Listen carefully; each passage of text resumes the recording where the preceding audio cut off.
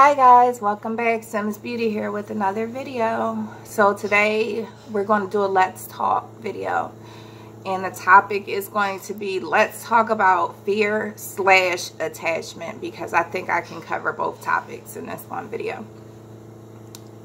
So let's talk about fear. So fear, the only thing I can really say about fear is that it stops us from reaching our maximum potential, right? So remember how I said I always use myself as an example? So what fear does, it causes us to have regret and resentment later on in life, because the things that we wanted to do, we were too scared to accomplish. Therefore, you know, it gives us something to be resentful or regretful towards, you know, later on in life. So for me, I think that the scariest thing that was hard for me to tackle in life was to go to law school. So I'll say that fear prevented me from going to law school up until now. And I'll talk about that a little bit later. So I knew since I was around maybe 4 or 5, I knew that there were 3 things that I wanted to do in life, or 3 careers paths that I wanted to take. It was either going into the service, being a police officer, or being a lawyer. So I have actually been in the service. I wasn't able to finish out my contract because there was a personal family thing that happened and I needed to be here, so I had to ask to be discharged. But I was in the service for 2 years prior to asking to be discharged. It's just that I didn't have enough family support and I needed to be there at the time. So I think that one of my regrets in life is not ever finishing out my contract. But law school, okay, so, being a police officer, I did take the steps of becoming a police officer. Like, I took the police test for Philadelphia, and I actually passed. Excuse me. I actually had passed, and once I got my test results, that's when I found out I was pregnant with Naya, so I couldn't do that. And then law school, I didn't go to law school for several reasons. One reason was because one of my relatives really wanted me to go to law school. And their want for me to want to do it so bad kind of made me not want to do it, because I felt pressure into doing it instead of me doing it because I love the law. You know, other people's reasons for me wanting to go to law school kind of got in the way of it. So that's one of the reasons why I didn't go to law school, because I felt like I was too many people were banking on it. Let's just say that. The second reason that I didn't go is because it's not that I didn't think I could do it. It was because the fear of failure. Like, what if I don't complete it? What if I go in, you know, I pass my LSAT, or say I study for my LSAT and I can't pass it. So those are the things that went through my mind. What if I prepare for the LSAT and I can't pass it? What if I don't get high enough score? What if I don't get enough money to help pay for law school? Because law school is really expensive. I don't think people realize law school can be between the high 30s to the high 60,000 a year. Or, you know, law school is really expensive. And I had to think about, like, do I want to put myself in more debt? Because I already have a lot of student loans. I have like $90,000 worth of student loans just with the 3 degrees that I have. So let's see, not being fearful that I wouldn't pass the LSAT, which I know I could. Right? If I really put my mind to it, I know that I could, because I know my abilities when it comes to education. My second fear is, what if I started law school and I realized that that wasn't for me, right? I let my fear tell me that, although I've known since I was 4 or 5 years old that I wanted to be a lawyer. So that's how I let fear get in the way of me going to law school. So now that I'm aware of this, what do I do? So I have two options at this point. It's either, well, now that I'm disabled, I'm not saying that I can't be a lawyer. You know what I'm saying? But I think that if I did go to law school, I would just do it for the hell of it, just to get the degree. Because I feel like if I got my law degree, I would still feel accomplished. Because I'm disabled, I think that that would be very foolish for me to be like, oh, well, I'm going to go to law school and I'm going to be a lawyer. I'm going to be a disability lawyer. Because initially, when I wanted to be a lawyer, first I wanted to be a defense lawyer. Then I wanted to be a prosecutor. And I switched to prosecution better because I felt like, say if I wrongfully convicted somebody, it's easier for them to get out of jail on a prosecutor's era than if, you know, they had to fight it, like let their if their representation wasn't up to par or something like that. It's easier for that person to get out of jail if their lawyer was able to find a mistake on my behalf. So I moved to prosecution, and then after my accident happened, I was like, well, maybe I should just be a disability lawyer because I would love to help other people in my situation. Like, I've been through it from beginning and I'm still in it, you know. So I thought that I would be able to relate to people much better, because I feel like in disability cases, lawyers should have a lack of lawyers should have a level of compassion. And I feel like a lot of lawyers who work in the disability area or workman's compensation area, they lack that compassion. They don't really, it's just like a doctor. You know how doctors used to have really good bedside manner when doctors used to come to the house, like make house calls and stuff. It was just different. So yeah, I feel like I have that level of compassion and empathy because I went through it myself. So that's why I thought I would be a good disability lawyer. But yeah, so those are my options. Either I'm going to go to school just to get my law degree, or I'm going to try to see, and I feel like this is my best option because I do not want to put myself in any more student loan debt. You know, it's just, I don't feel like it's worth putting myself into more debt. I'm sorry, I lost my train of thought.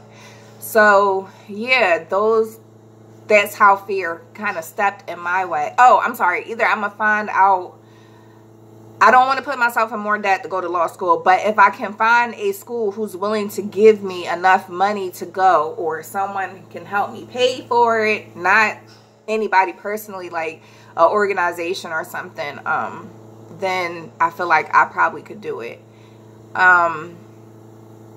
So now that I'm aware of fear, what is it that I want to do? So I do want to create a LLC or some type of foundation for younger people who have breathing complications, like other people like myself, because these support groups that they have, they're filled with elderly, like more elderly people. And even like when I used to go to pulmonary rehab and stuff, it wouldn't make me feel better that I was there with elderly people, not because they were elderly, but because they looked at me like, you're so young. Oh my God, you're so young to be going through this. Like, the pity party thing doesn't really help me. It really hurts me. It makes things harder for me. So yeah, I would like to create an organization or LLC or something like that. Just like a support group with younger people, and people can just come and talk about, you know, how they're feeling, what's going on, you know, things that I could relate to. You know, try to have assistance with paying bills and things like that, because it's nothing like being sick and having to worry about everything else. You know what I'm saying? Like, being sick is just enough. So yeah, that's something that I would like to work on. So that's something I've been talking about for a couple of years. So yeah, that's something I would like to start working towards, or working on, and not being a perfectionist on top of it. So keeping that in mind, and not overwhelming myself, because sometimes when you think about, oh my God, well, I'm gonna have to do this, I might not have no help, that's fear that can also get in your way. So attachment, let's talk about attachment.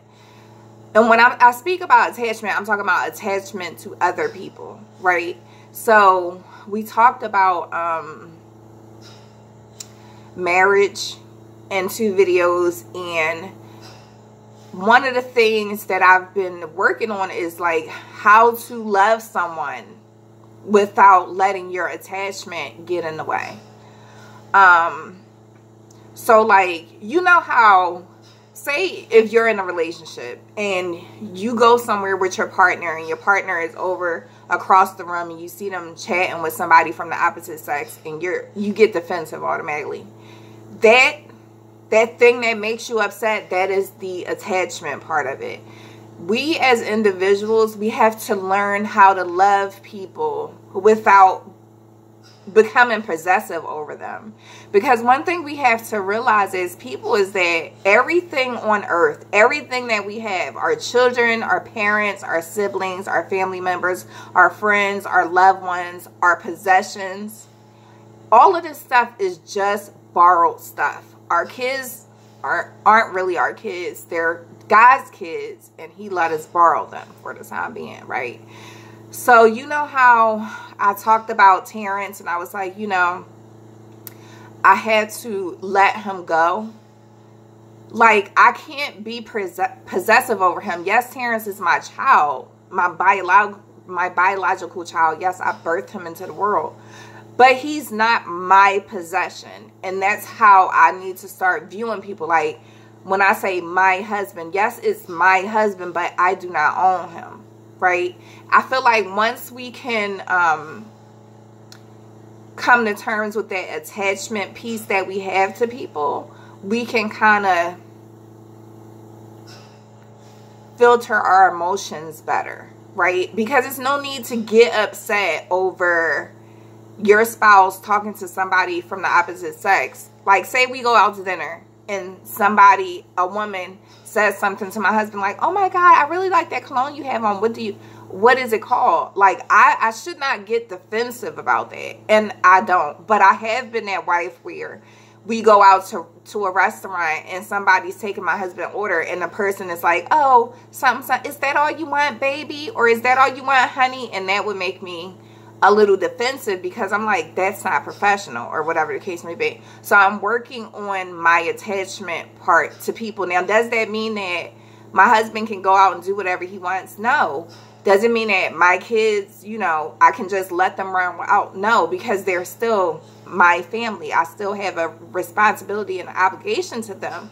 But what I'm saying is that when things like going to college comes up, or I mean, you should still be emotional about those type of things, but it shouldn't come from an attachment place, like a place of attachment. It shouldn't be, oh, I don't want this person to leave because I can't see them every day. You know what I'm saying? So I'm really working on my attachment piece. And yeah, I just try to remember that everything in this world is borrowed. Nothing is really mine. And I can't take any of this stuff with me. So, you know, being able to come from a place of letting go. Like Naya said to me, and to you it may seem like really minute, but just listen to, like, you know. So Naya says, Mommy, could you help me clean up my room? I really have a problem throwing away stuff because everything feels important to me. That's attachment. You see what I'm saying? You have to learn how to let things go. And if it's meant to be, then it will be. And you have to trust that. So yeah, I just wanted to jump on here really quickly to touch on attachment and fear. I did have some notes, so I just want to make sure that I covered everything before I wrap this up. yeah, it just says fear stop us from reaching our full potential. I went over there. I talked about my example of law school. And then I went on and talked about attachment and how it creates possessiveness over others, e.g. like jealousy. And then I talked about how everything is borrowed. So, yeah, I just wanted to come on here really quickly. Let me know in the comments below, what do you guys think about the attachment piece? Do you think that, can you see my point of view? If not, why? If so, why? Do you think that it's important to be careful with how attached you become to people or items or material things? What about fear? What have you been fearful from? What things has fear stopped you from doing? And if you now notice it, are you ready to tackle those things? So just let me know in the comments below, guys. Yeah, just sorry. In case no one told you today, you are enough. And you are enough just the way you are, with no strings attached. And if no one's told you today that they love you or you are loved, I love you. And until next time, guys, peace, love, and blessings. Until next time, guys.